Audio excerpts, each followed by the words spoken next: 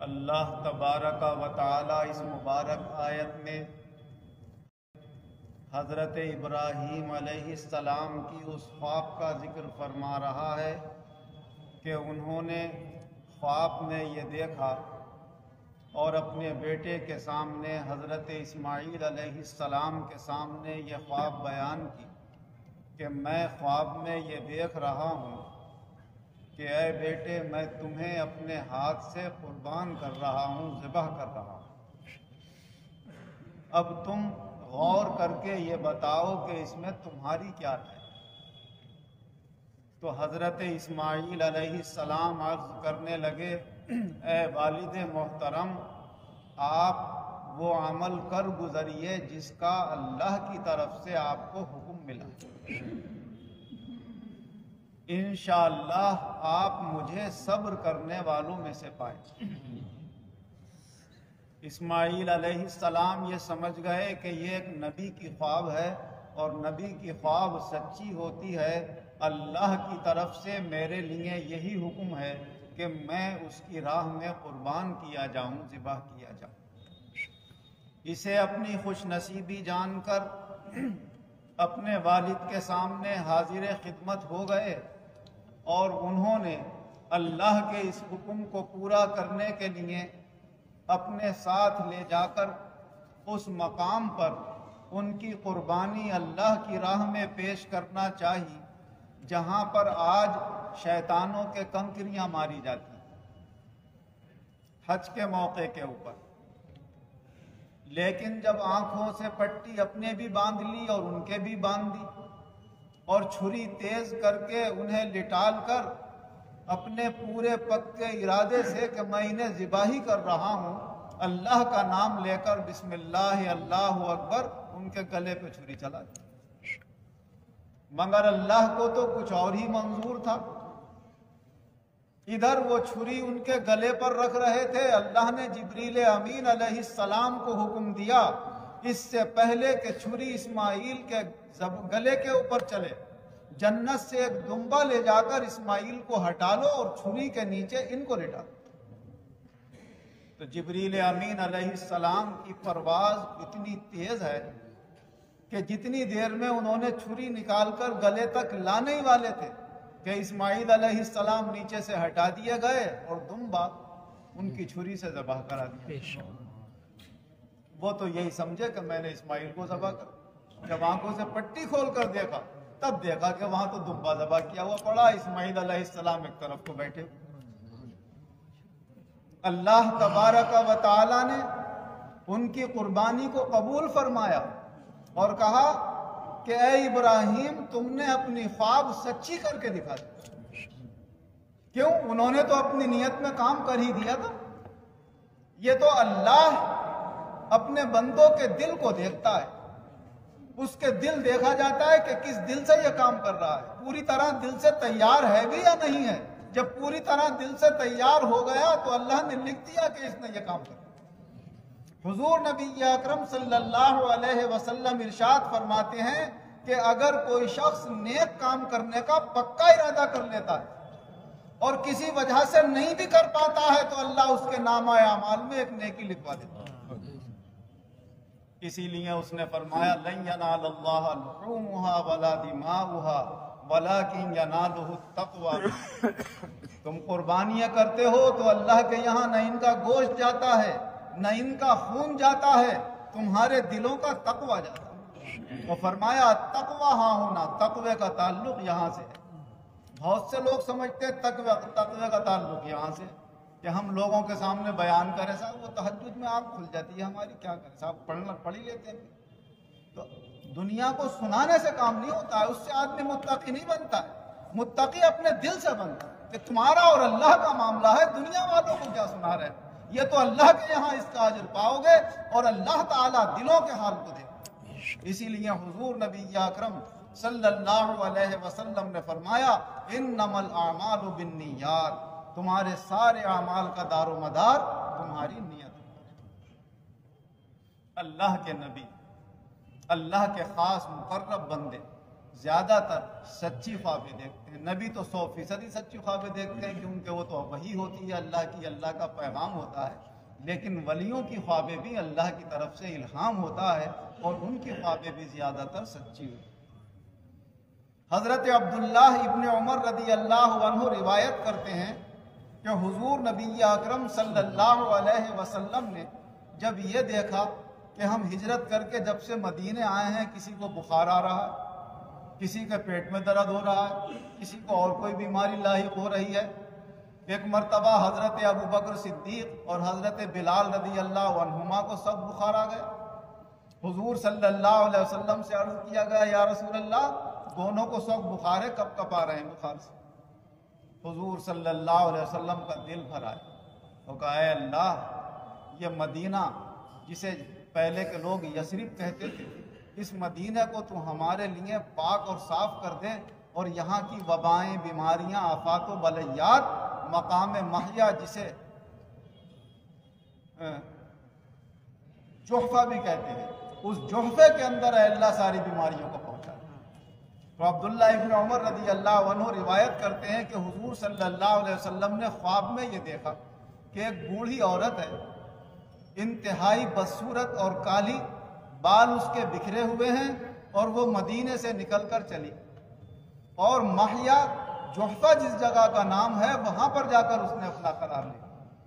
जब सुबह को आंख खुली तो हुजूर सल्लल्लाहु अलैहि वसल्लम ने अपने सहाबा से फरमाया कि अल्हम्दुलिल्लाह, अल्लाह ने मदीने की वबाएं और बीमारियां निकाल दी, अब उन्होंने जोहफे में लेकर पनाह ली। वो दिन है और आज का दिन है।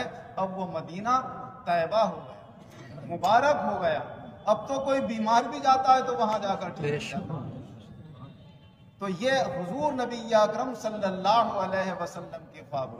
हजरत अबू हुरैरा रदी अल्लाह अन्हु रिवायत करते हैं कि हुजूर नबी अकरम सल्लल्लाहु अलैहि वसल्लम ने ख्वाब में ये देखा कि मेरे हाथ में तलवार, मैंने उसे झटका दिया तो उसकी नोक टूट गई। तो हुजूर सल्लल्लाहु अलैहि वसल्लम फरमाते हैं, इसकी ताबीर जंग उहुद में ज़ाहिर कि बहुत से मुसलमान वहाँ पर शहीद। और कहा, फिर मैंने ख्वाब में ये देखा कि मेरे हाथ में तलवार है, मैंने झटका दिया तो बहुत शानदार हो गई। फरमाया, इसकी ताबीर फ़तेह मक्का में ज़ाहिर हुई कि अल्लाह ने वहाँ फ़तह नुसरत और मुसलमानों का इज्तिमा अता फरमाया। हज़रत उम्मे आला अंसारिया रदी अल्लाह अन्हा हुजूर सल्लल्लाहु अलैहि वसल्लम की एक बुजुर्ग सहाबियाँ हैं मदीना मुनव्वरा की। जब मक्के के गरीब लोग हिजरत करके आए थे तो हज़रत उस्मान बिन मज़ऊन रदी अल्लाह अन्हु को इन्होंने अपने घर में पनाह दी। एक घर अलग था उनका, उनको अता फरमा दिया कि इस घर में आप रहा। बड़े इबादत गुजार, बड़े परहेजगार, बड़े नेक हस्ती थे हज़रत उस्मान बिन मज़ऊन रदी अल्लाह।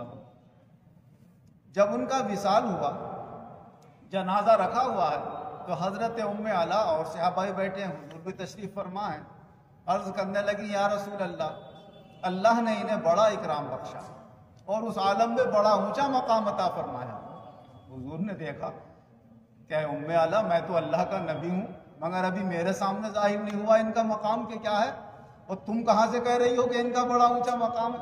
कहा, या रसूल अल्लाह, मैंने ख्वाब में ये देखा कि उस्मान बिन मज़ऊन का एक पानी का चश्मा है जो जारी है, साफ सुथरा, तो मैं उससे समझ गई कि अल्लाह का मकाम है। ठीक कहती हो, ये इनके नेक अमाल हैं जिनका सिलसिला हमेशा जारी रहेगा और हमेशा कायम रहेगा। तो इस तरह की ख्वाबें हुजूर नबी अकरम सल्लल्लाहु अलैहि वसल्लम ने भी देखी और आपके सहाबा ने भी देखी।